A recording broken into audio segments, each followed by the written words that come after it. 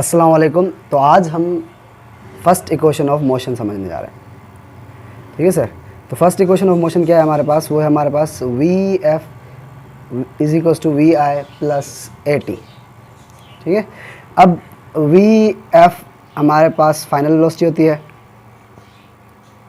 V F क्या होती है, थोड़ा इसको मैं सही कर लेता हूँ। तो वी एफ हमारे पास फाइनल वेलोसिटी और वी आई हमारे पास इनिशियल वेलोसिटी होती है।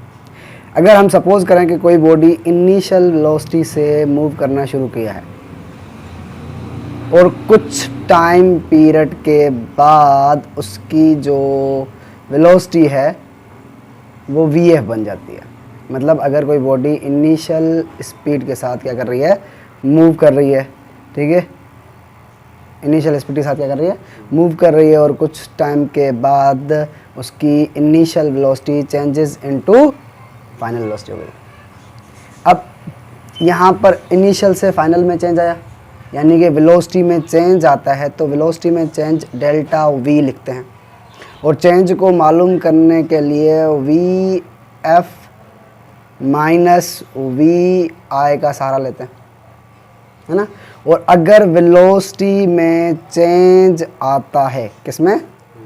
वेलोसिटी में चेंज आता है, तो उसको हम क्या कहते हैं? एक्सेलरेशन कहते हैं। ऐसे है ना, वेलोसिटी में चेंज आ जाए तो उसकी वजह से क्या आता है? एक्सेलरेशन। लेकिन कौन सा चेंज? Rate of change. कौन सा चेंज? रेट ऑफ चेंज, यानी कि change in velocity divided by T को हम क्या कहते हैं? एक्सेलरेशन कहते हैं। ये बाय द डेफिनेशन हम पढ़ के हैं। अब इसको ड्राइव करने के लिए सबसे पहले simple step by step note के बाद ड्राइव करना शुरू करेंगे। नोट हमारे पास क्या है? Suppose a body is moving with initial velocity. यही बोला था, बॉडी जो है वो कहाँ से? इनिशियल वेलोसिटी से स्टार्ट होगी। And travels with uniform acceleration, और उसकी एक्सेलरेशन जो है वो यूनिफॉर्म है, यानी कि हर सेकंड में एक्सेलरेशन सेम रहेगी, तब्दील नहीं होगी। हर सेकंड में, मतलब कहीं से कहीं भी चले जाए तो हर सेकंड के में वो एक्सेलरेशन हमेशा सेम रहेगी। अगर 3 मीटर पर सेकंड, 3 मीटर पर सेकंड स्क्वायर, 3 मीटर पर सेकंड स्क्वायर, 3 मीटर पर सेकंड स्क्वायर ही चलती रहेगी, इसको हम यूनिफॉर्म कहते हैं। ठीक है।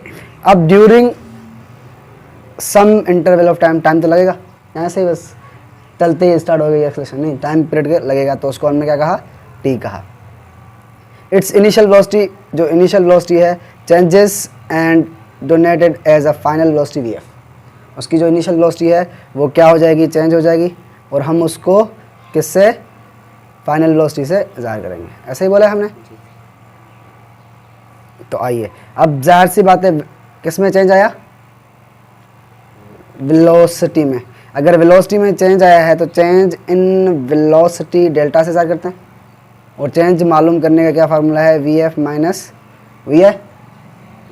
और अगर हम कह दें rate of change in velocity, तो रेट का मतलब है डिवाइडेड बाय टाइम कर दो, तो इज इक्वल्स टू, ये इक्वल यहाँ पर लिख लेना, ठीक है, इक्वल नहीं है, ठीक है, equals to V F minus V I upon T. अब सिर्फ इसको पकड़ो, इस पार्ट को, ठीक है, और इसको देखो, ये वाली डेफिनेशन बनी है कि नहीं बनी? Rate of change in velocity हमने पढ़ा है कि rate of change in velocity is called acceleration. उसको हम क्या कहते हैं? एक्सेलरेशन कहते हैं। अब इसको एक्सेलरेशन कहते हैं, तो इस पूरी की जगह क्या आ जाएगा? ए आ जाएगा। मतलब इस पूरे की जगह हम क्या रख सकते हैं?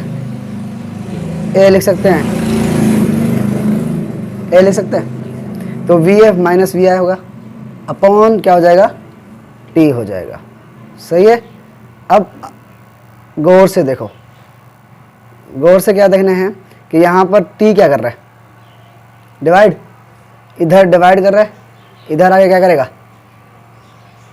मल्टीप्लाई। तो हमने ए टी लिख लिया, is equal to V F minus V I.